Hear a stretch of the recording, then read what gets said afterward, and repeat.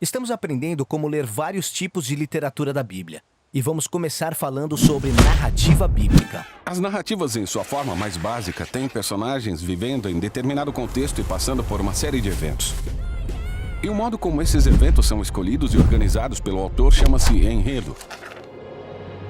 Um enredo básico começa com uma personagem no seu contexto.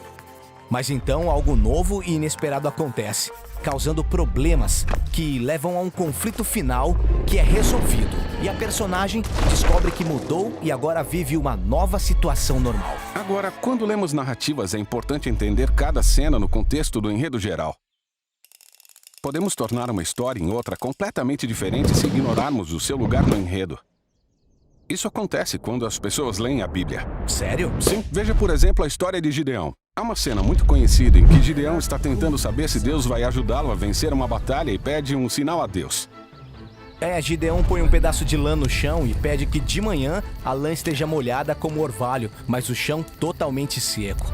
E Deus faz isso. Agora, se você olhar essa cena isoladamente, qual é o conflito? Como Gideão pode saber que terá sucesso? E o desfecho?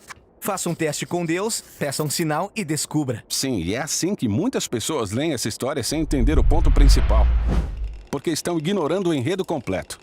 É mesmo? Sim. Vamos começar do início e você entenderá o contexto. A história começa com Gideão e os israelitas vivendo aterrorizados porque estão sendo oprimidos por invasores, os midianitas. Entendi. Então, há uma chamada à ação. Deus encarrega Gideão de derrotar os midianitas e salvar Israel. Essa história tá ficando muito boa. Mas Gideão tem muitas dúvidas. E ele pede a Deus que faça um truque mágico, um sinal, para que ele saiba que és tu mesmo que estás falando. E Deus se rebaixa ao nível dele e lhe dá um sinal acendendo um fogo em um altar. Então Gideão já pediu um sinal. Isso não é tudo. Na cena seguinte, Deus ordena a Gideão que derrube um altar de outro Deus. Mas Gideão está com tanto medo que faz isso à noite.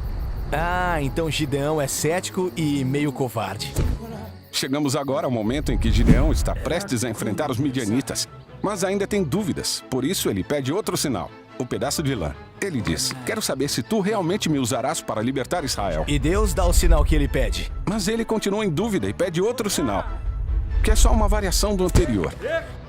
Certo, parece que Gideão está pedindo por muitos sinais. Exatamente. No contexto mais amplo, fica claro que o conflito não é como Gideão pode discernir a misteriosa vontade de Deus. O verdadeiro conflito é quando esse cara vai tomar jeito e começar a confiar em Deus. Certo, então qual é o desfecho? Vamos continuar lendo. Gideão reúne um grande exército, 30 mil soldados, para lutar contra os midianitas. E Deus diz, não, são soldados demais. Ele diminui o exército para 300 homens. Por que ele fez isso? Bom, Gideão tinha testado Deus. Agora Deus está fazendo a mesma coisa. Ele fala para Gideão fornecer cornetas e tochas aos 300 soldados, cercar os midianitas à noite e fazer muito barulho com esses objetos nas colinas.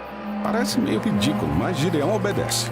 O barulho deixa os midianitas em pânico. Eles começam a atacar uns aos outros na escuridão, enquanto Gideão observa em segurança nas colinas. Então essa história não está dando dicas para o leitor de como discernir a vontade de Deus? Não. Ela mostra o compromisso de Deus de usar pessoas fracas e cheias de defeitos para fazer muito mais do que elas poderiam imaginar. Entendi. Então cenas curtas como a de Gideão com a lã são conectadas com outras cenas para formar um enredo maior.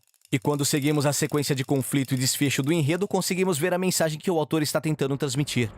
Agora, a história de Gideão existe junto com outras histórias, que também falam de líderes falhos e questionáveis, chamados juízes. E cada uma delas tem seu próprio enredo interno. Porém, em conjunto formam o movimento da história bíblica, o período dos juízes. E essa história tem o seu próprio enredo único. E existem muitos movimentos dentro da história da Bíblia. Exatamente.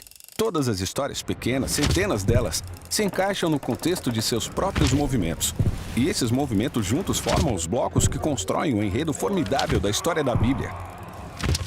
Então não importa a parte da Bíblia que eu esteja lendo, preciso prestar atenção em várias camadas de enredo para poder ler cada história no seu próprio contexto. Isso, a Bíblia é uma obra literária muito sofisticada.